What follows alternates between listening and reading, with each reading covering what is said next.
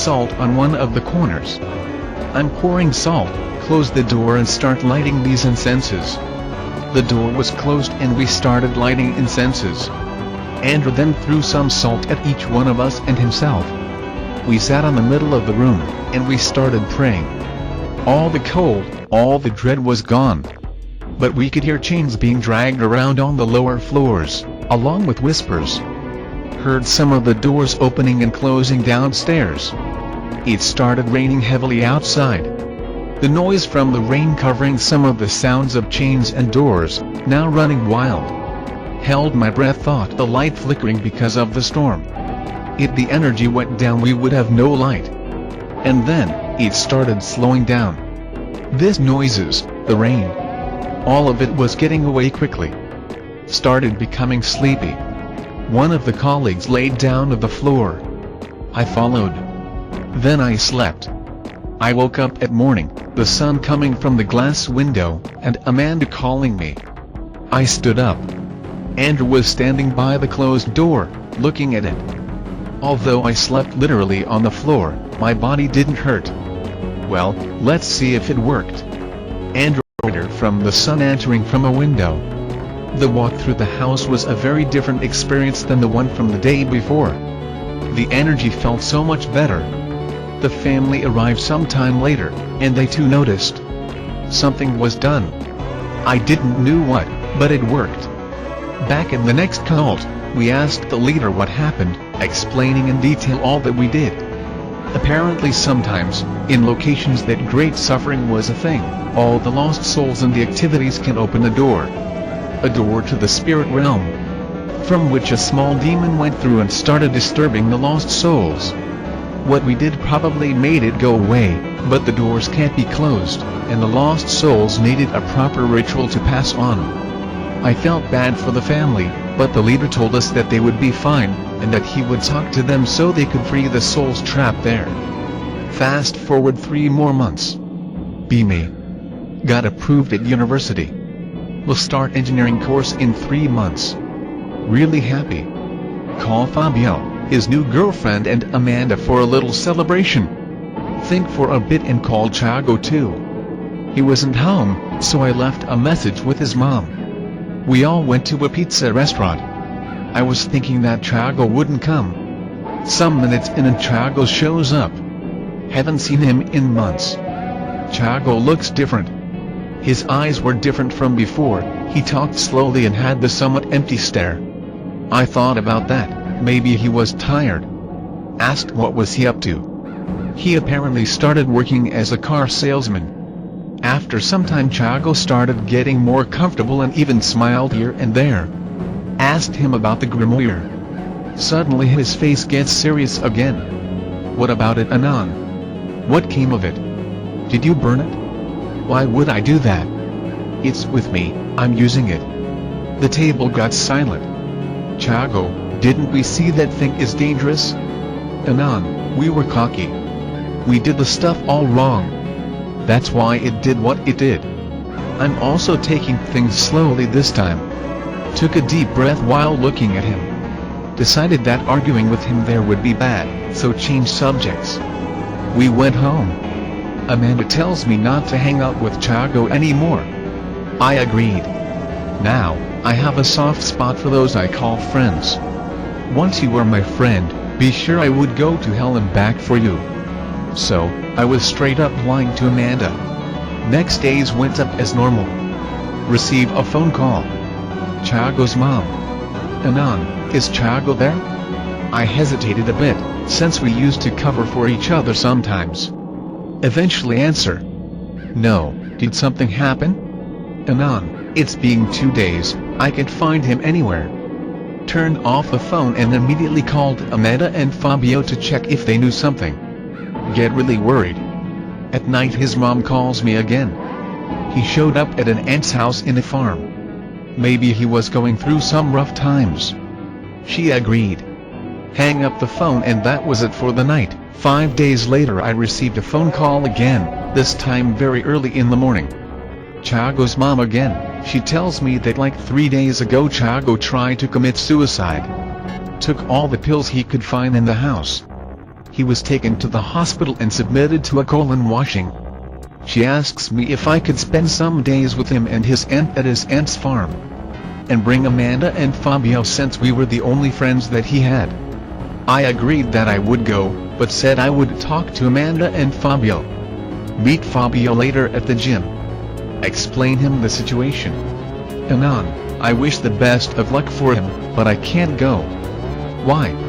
I will be a bouncer at a party tomorrow. I can't. How about going later, on the other day? We will see. Anon. Knowing Fabio, that was a no. Now I only had to talk to Amanda. Next I went to Amanda's house. She said absolutely no. Started a huge argument about me going alone. Go home really angry. Was going anyway. That night she calls me and says it's okay, but I got to call her every day. Sure. Next day morning, I get in my car and drive about 40 minutes to a house in the middle of nowhere. The house was surrounded by a barbed wire fence, with a big wooden gate on the front. Aunt Maria answers the door. Smiles as tells me to get in. The house was dusty and a bit dirty, which you would expect from a farmhouse. I was greeted by a yellow and orange cat at the entrance. The cat just stared at me. Typical cat. Found Thiago sitting at an old sofa watching TV. Blank stare. Thiago, how is it going, dude? Thiago turns to me, forces a smile and greets me. Spent the rest of the day watching TV, talking and playing with the cat, that seemed to like me. I didn't ask him anything about the Gosha stuff nor about his attempt. I figured that if he wanted to talk about it he would bring it up. Close to dinner time I volunteered to make the dinner. Started preparing some stuff. Meanwhile Maria and Thiago were sitting at a table in the kitchen. Then I grabbed an egg. I was going to make scrambled eggs. Thiago? I heard Maria calling him, and I could feel the fear in her voice. Looked at him. He had his eyes bloodshot on the egg. His face was like one of a psycho. Widened eyes, teeth showing, shut. Thiago? This time I called him. He shook his head and his face was back to normal. I ended up brushing it off as his own problems. He must be into some heavy medication. I finished making dinner. Ate a lot. Thiago and Maria also ate. While at dinner Maria asked about my religion. I told her I was into Amanda. She asks if I know about purification of places and stuff like that. Asks me if I would do it to the house, said it would be good for Thiago, renewing the air. I agreed but asked her about the herbs I would need to perform a fumigation. She replied that she probably had all of them planted somewhere on the backyard. Okay.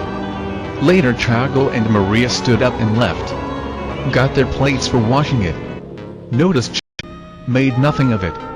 That night I was sleeping and had a very bad dream. I dreamed that something went into my room, and started poking my back. It was evil. I could feel it feeling happy as I suffered through my sleep. I made myself wake up. Felt I was shaking on the bed. My back muscle was having spasms. Nothing on the room. Pray a bit and go back to sleep. The next day I woke up feeling good. Thiago was watching TV again. Maria was nowhere to be seen. I talked to Thiago a bit, and sometime later Maria came through the door carrying a plastic bag. She found the herbs on the backyard. I prepared for the ceremony. Made an incense roll with the herbs, asked for Maria and Thiago to leave for a while. Start blessing the place. Finish quickly since it's not a big house. After some minutes they walk in. Thiago got silent, and spoke rarely the rest of the afternoon. An ugly storm was brewing on the horizon. Later in the day Maria asked about the cat. Since the purification the cat disappeared. Maybe the smell annoyed him. Sure, that might be it. Night falls and the rain starts pouring. The rain is very strong, and the energy goes out.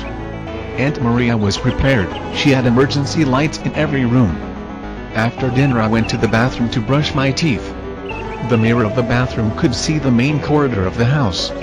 As I was brushing my teeth I had to spit, and when I looked at the bathroom mirror again, at the corridor, Chago was there. Same eyes from before. Same expression from before. Staring right at me. I felt a large chill going on my spine. Chago?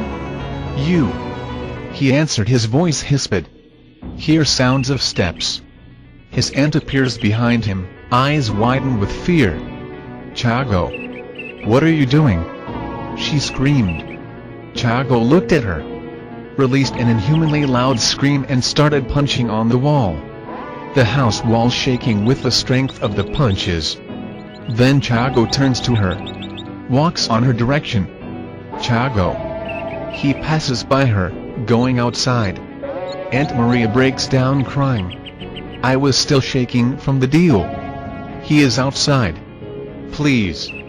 She said to me. I understood. Still on pajamas, I grabbed a lantern. I will see what I can do. Stay inside. I could put on words the amount of notes that were going through my head at the time. I had to do it. Went outside. The rain is insane. See Chago at the edge of the fence. Chago. I call but he ignores. These fences have the corner poles much thicker and buried deeper than the normal ones. Chago hugs the pole and pulls it from the ground. The rest of that side of the fence goes out with it. He keeps walking straight after throwing the pole and fence behind him. I keep following him on the rain. Started running and stopped in front of him. Chago. Listen to me. He stares at me. Looks to the edge of the woods. He points to the woods. Look there, look at that shit. He says, while angry. I look. A black thing was at the edge of the woods. It was humanoid, had a black wet skin, and it was on all fours, but it was like if it had its belly up. The thing had its head twisted. It had big completely white eyes.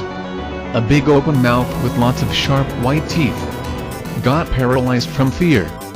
Hear Aunt Maria screaming at distance. I start moving again and look away from the thing. Chago. Let's go home. Look at that. He replied angry. Started pushing him with all my might. It was like he was welded in place. Just fucking ignore it. All of a sudden Chago's body went limp. We went straight to the mud as I was making a lot of strength.